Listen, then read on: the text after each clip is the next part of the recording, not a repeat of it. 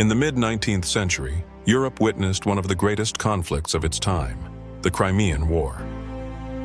Between 1853 and 1856, the Russian Empire faced an alliance of the Ottoman Empire, France, Britain, and the Kingdom of Sardinia. Marked by the Siege of Sevastopol and the famous Charge of the Light Brigade, the war reshaped the balance of power in Europe and anticipated changes that would shape the decades to come. In this video, we will see rare photographs by pioneers such as Roger Fenton and James Robertson, images that bring us closer to the lives of the men who endured this historic conflict. Camp of the 5th Dragoon Regiment near Balaclava. The tents stretch across the valley among horses and soldiers preparing for the day's routine. Large-caliber British mortars positioned in front of the piquet house. Soldiers stand by the guns, set behind earthen ramparts and stone walls prepared for the siege. British soldiers, accompanied by 2 women and a priest, pose in front of an improvised hut in Crimea. The image highlights the presence of religious and civilian figures alongside the troops, providing essential spiritual and human support during the war. Colonel William Lacy Yea of the 7th Royal Fusiliers with his horse, alongside his adjutant Lieutenant John Clare Hobson. Both were killed in the failed assault on Sevastopol on the 18th of June, 1855. The photograph captures a rare and tragic portrait of officers shortly before their deaths. View of Balaclava during the war, with houses in the foreground, while the harbor in the background is crowded with Allied ships. The town became the main supply and landing point for troops during the Siege of Sevastopol. During the Crimean War, not only horses and mules were used, but also camels, employed for transporting cargo and supplies. They were brought mainly from the Middle East and proved useful in the rugged terrain and extreme cold, although they were not ideal for all the region's climates. 2 sergeants of the 8th Hussars share a drink, a rare moment of camaraderie amidst the hardships of the campaign. British soldiers in winter dress gathered around a fire. The harsh cold was one of the greatest challenges for the troops, demanding improvisation and resilience to endure the extreme conditions. A quiet day in the mortar battery. The old Genoese castle of Balaclava stands atop the hill, while below are military tents, depots, and ships at the pier, showing the contrast between the medieval fortress and the 19th century military presence.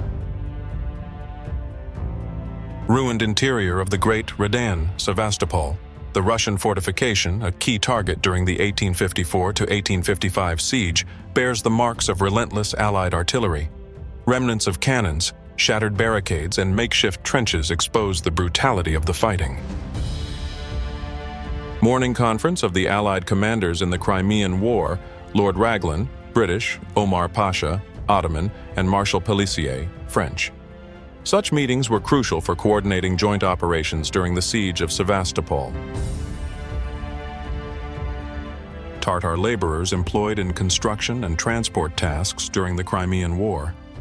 Local inhabitants, such as the Crimean Tatars, were recruited to support the Allied armies with manual and logistical work, essential for sustaining camps and supply lines. Men of the 72nd Highlanders, William Noble, Alexander Davison, and John Harper, in their traditional Highland uniforms, which became a striking symbol of the British presence in Crimea.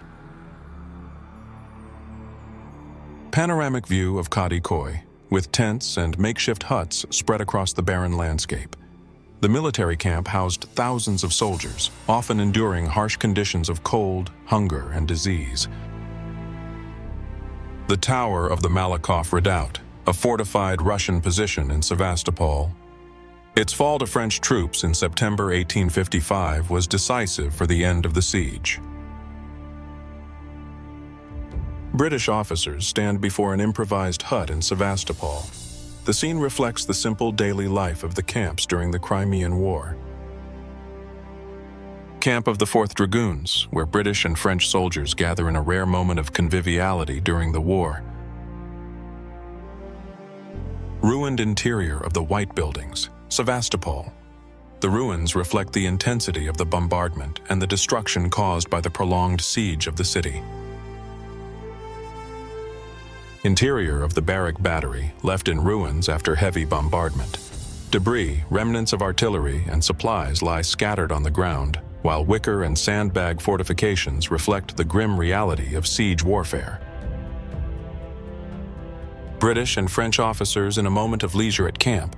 Some smoke pipes, one reads a newspaper, and another serves wine to a companion, a scene of camaraderie among allies.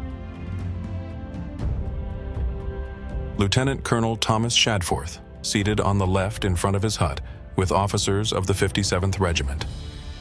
Months later, he would be killed in the assault on Sevastopol on the 18th of June, 1855, while leading his men in the attack. The Siege of Sevastopol seen from the British side. In the foreground, artillery lined up. In the distance, the vast camp of tents that housed thousands of soldiers. Major General Sir John Campbell seated at the entrance of his tent shortly before being killed in the attack on the Redan on June 18, 1855. This image shows Fort Constantine, one of the main fortresses that protected Sevastopol from the sea. In the foreground, we see cannons lined up and piles of artillery shot ready for coastal defense. Major General Sir Robert Garrett on the right in front of his tent with officers of his staff. On the left is his son in a moment of relaxation at the camp. 4 Zouaves of the French army posed during a pause in the field. The unit gained renown in the Crimean War for its bravery, especially in the battles of Alma, Inkerman, and the Siege of Sevastopol.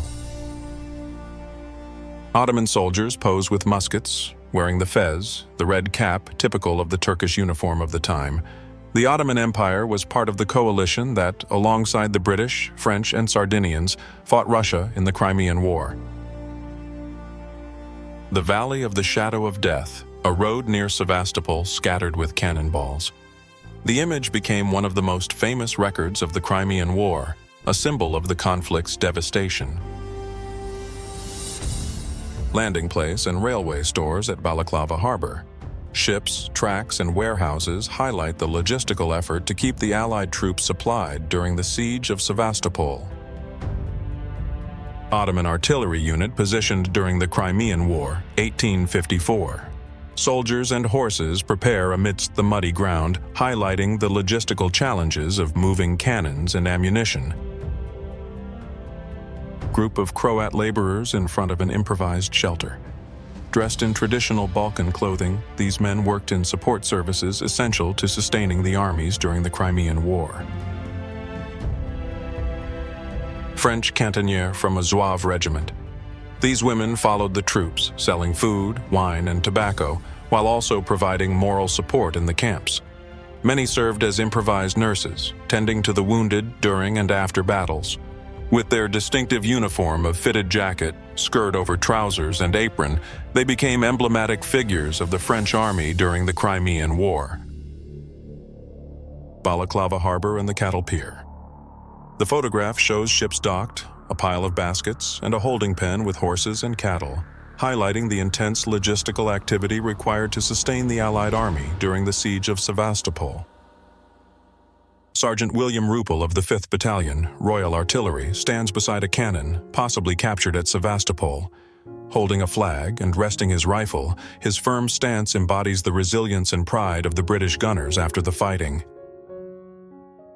Trumpeters of the Royal Artillery proudly pose with a captured Russian Eagle flagstaff. Such trophies, taken from the battlefield and brought back to England, symbolize the triumph of the Allied forces and were displayed as powerful reminders of victory over the Russian Empire. Captains Graham and MacLeod pose in front of a tent, holding their swords, amid the rocky ground of the camp. Bugler John Rennie of the 72nd Highlanders, in ceremonial uniform. Buglers played a vital role in military communication, conveying orders on the battlefield through sound signals. Sergeant Breese of the 11th Hussars, veteran of the Battle of Alma and the charge of the Light Brigade at Balaclava. After losing his arm at the Battle of Inkerman, he returned to England, where this portrait was taken. a lasting testament to his bravery and sacrifice. Wounded British soldiers in hospital after amputations sustained in battle. From left to right, William Young, Henry Burland, and John Connery, the latter holding his artificial leg. The scene reflects the harsh reality of survivors who were visited by Queen Victoria at Chatham Hospital. Graves of officers in front of Scutari Hospital in Istanbul. The hospital where Florence Nightingale worked became a symbol of medical efforts and the harsh conditions faced by wounded soldiers during the war. William Howard Russell, correspondent of The Times, regarded as the first modern war reporter. His accounts from the Crimean War exposed the soldiers' hardships and reshaped public perception of the conflict. Members of the Sanitary Commission, tasked with investigating and improving hygiene conditions during the Crimean War. Their work, alongside Florence Nightingale's efforts, helped drastically reduce disease and mortality in military hospitals. Surgical instrument case taken to the front by Dr. Usher Evans, an army surgeon who worked alongside Florence Nightingale. Made by Savigny of London, the set includes saws, forceps, scalpels, and other tools used for amputations and emergency procedures. The Crimean War left behind traces of suffering, courage, and transformation. The images gathered here reveal not only military life but also the human impact of the conflict. Florence Nightingale, remembered as the Lady with the Lamp, symbolizes this legacy, compassion in the midst of war and the emergence of modern nursing. She walked the corridors of the Scutari hospitals with her lamp, offering care and comfort to wounded soldiers.